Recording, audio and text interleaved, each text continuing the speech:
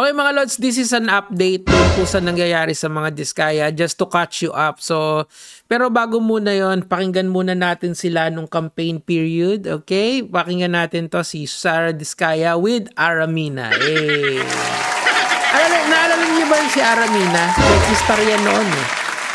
Ngayon, sexy pa rin naman. Yay! Ano ba? Mayroon bang ulang? Mayroon bang mali? Paano Siguro po? kasi I think the mayor focused more on good governance. Ayun. Yung mali pala ni Vico Soto na good governance at anti-corruption yung sa kanya. Yan ang gusto ko eh. Kaya masarap pag pumasok sa politika eh kasi sino kaya PR team nitong si Diskaya? Like sana sisantihin niya na yung PR team niya. In my opinion tuloy. Medyo na pabayaan yung health sector, yung ibang sectors like the education. So, yun yung siguro ang health kasi DOH tapos ang education naman DepEd. So, ang LGU is implementing ARM lang, 'di ba? So, pero yung anti-corruption, it's supposedly one of the biggest problem. And lumalabas nga naman talaga na actually yan yung pinaka malaking problema natin dito sa ating bansa. Now, a little bit of parang refresher sa inyo kung binoto nyo ng Pasigueño si Sara Diskaya, babalik lang dun sa dating galawan. Now, pumunta naman tayo ngayon sa current events, okay? So, right now, ito 9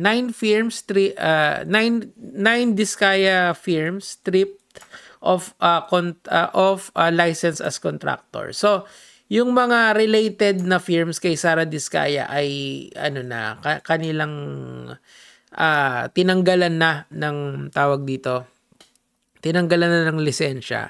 And kasi nga, sabi ko nga sa inyo, ang technique lang ng mga yan, maggagawa sila ng kumpanya, i-incorporate nila, tapos pagka bidding time na, gagawin na, or ililipat na lang sa iba.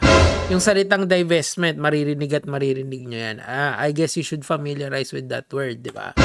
So, ang kagandahan ngayon, may nangyayari na, di ba? Di ba? Kaso, ang akin lang talaga, kumbaga malaking sanga ng korupsyon to sa ating bansa and maliit na porsyento lang to, isa lang to sa malaki. So sana magtuloy-tuloy yan and yung mga allegedly mga kongresista, mga senador na involved dito managot din. Hindi naman pwedeng yung mga maliliit lang. Partida maliit pa yan, di ba? Ay, nako. Diba? So, anyway, next naman yan, nagsalita na si Vico Soto kahapon and ayan, naka-helmet pa siya. Ang ganda ng helmet niya. Boss, ako din. May helmet din ako, boss. Ito. May helmet din ako eh. Parehas tayo. May helmet tayo parehas. Ayan, no? Kaso nga lang, hindi tambay yung construction gap. O, pakinggan na natin si Vico. Wala namang invitation sa akin sa ngayon. Kahit sino naman po, hindi naman yan kung gusto o hindi. Pag sila nagpatawag, required po yun. Bagaman wala pang natatang... Yun, tama naman. May papasabi na si Vico Soto dyan kung sakasakaling papatawag siya and doon siya magte-testify. Now, ano ang iba sa testimonya na binibigay ng tao dito sa ating, kunyari, dito sa YouTube, okay? Or pagka nakausap mo. Pagka ganito, yung mga ganito, may publishing aspect yan. So, if you say anything na malicious or defamatory sa tao, pwede kang makasuhan ng libel. Pero pagka sumampa ka sa Senado, bukod sa pwede ka, or sa Kongreso, bukod sa pwede kang masampahan ng libel, pwede ka ring, kung nagsisinungaling ka, yung perjury na tinatawag. Sana lang alam nyo yan, lalong-lalo na sa mga kapwa ko, influencers na nai-involve sa mga political usapan, sa mga sugal. Dapat alam nyo lahat yan, di ba? It's better to know something than to know nothing at all. Nothing at all! Pero ako, naalala ko, nagpunta kami sa St. Gerald's nila Models of Manila noon. Tapos nangampanya sila doon. And by the way, yung update pala sa luxury cars ng mga Diskaya, 12 lang yung nahanap. Ang sinasabi ng mga senador, more than 12 yon, 40 nga daw sa according to Jinggoy. So, ano lang naman yon, yung pinaimbestigahan kasi yan ni Sir Rafi na tingnan nyo kung may mga lisensya yung mga permit yung mga yan, kung nagbabayad ba yan ng tax na, yung mga luxury cars kasi mas mataas yung tax nun kaysa sa regular. So, pinapatignan nila sa customs kung kompleto sa papeles. Nawala bigla. Asan na kaya? Now, ang kagandahan dito mga lods, teka lang saan na ba yan? Ngayon kasi, and meron din update na ang mga diskaya daw ay hindi naman nagtatago according to their lawyer. Okay? So, pumunta na tayo sa main event of the main event of the morning. Mamaya mag-upload pa ako. Alam niyo naman upload schedule ko parang ano lang kung ano ko basta ganun kasi yung trip ko talaga na yung ganito yung upload kasi hindi mahirap para sa akin. Ayan shoutouts kay Maharlika, kailan ka uuwi para harapin yung mga kasi dito. So ito na yung main event natin. So as I mentioned, nagpunta kami dati dyan nila Models of Manila sa St. Gerald. Nung isang araw kasi pumunta rito ang customs, di ba? Kinuwento ko na nga sa inyo. Ngayon naman, nung wala silang nakitang sasakyan or konti lang yung nakita nilang sasakyan and yung mga luxury cars na mainit, hindi nila nakita. Ito na yung taong bayan. Okay? Ayan, taong bayan ng Pasig. Palakpakan yung mga sarili nyo. Okay. Members of a disaster survivor and environmental group throw mud at the gate of St. Gerald Construction Compound this morning in September 4. Yan! Panoorin natin. Okay, let's go.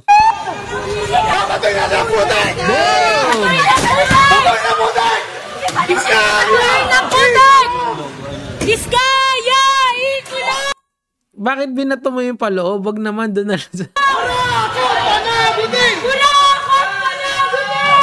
Grabe, no? I mean, alam niyo yung, ako naman, in fairness naman dun sa mga Diskaya kids, hindi sila ma-flaunt tulad nung ibang mga Nepo babies.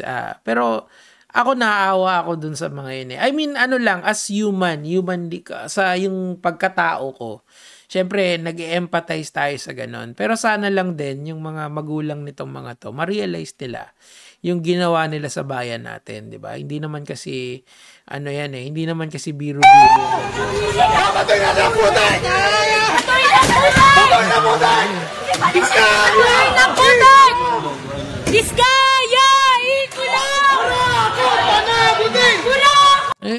Technically speaking naman, hindi pa sila wala pang napapatunayan. Kumbaga, they remain innocent. Meron naman yung presumption of regularity sa mga ginawa nila, meaning to say, you have to assume na yung ginawa nila is okay. Kaso syempre, tayong taong bayan, alam naman natin na pag bumaha talaga. And especially sa Pasig kasi ako, taga-Pasigenyo ako OG taga-Pasig ako taga-Katarungan kami noon yung tapat ng Rizal High. So shout out sa mga taga-Pasig diyan. And meron din kaming property sa Pasig. So yung may domicile ako na tinatawag sa Pasig. Okay, so pwede ako magkaso doon. Joke lang. Hindi. Dito lang sa Antipolo. So, anyway, ang point doon is that pagka kasi papunta ka sa mga maglalakad ka sa lalo na papunta sa Pasig Palengke, kita mo lubak-lubak talaga yan. As in, simula nung bata pa ako hanggang ngayon na I'm a full-grown adult na nag-YouTube at nagkukwento sa inyo ng mga life experiences ko. Hanggang ngayon, ganun pa rin siya katindi, mga lods. That's how effed up Pasig was. Ngayon, medyo nag-iiba na. Medyo naiba na yung sistema because of Vico Sotto. Kitang-kita mo talagang difference from yung mga administration on to Vico Sotto. Ngayon, ang laki. Sobrang laki talaga. And now that the Diskayas are, out of the picture, tingnan na lang natin kung sino yung magiging contractor na sana maging matapat. Anyway, tuloy natin. Diskaya! Ikolong! Grabe, no? Tandaan nyo, may presumption sila of innocence. They are not guilty unless proven otherwise in court, di ba? I'm just saying sa inyo mga lods, kasi that's just how the law works. And yung mga basic na ganyan, dapat alam nyo rin talaga yan. Sinasabi ko lang. It's good na kinikriticize natin ng mga tao, pero again, let's temper our criticism. Lagi ko naman sinasabi yun. I-temper lang natin. Pero ako, in my opinion, they should face the music. Talaga. Kahit na sana nga British accent sayang walang British accent So most likely the case, after all of this ruckus, ang malamang yan, di naharap yan. Sa korte na lang magkita-kita. Kasi doon naman talaga ang final arbiter ng batas natin. Di ba? Tuloy natin.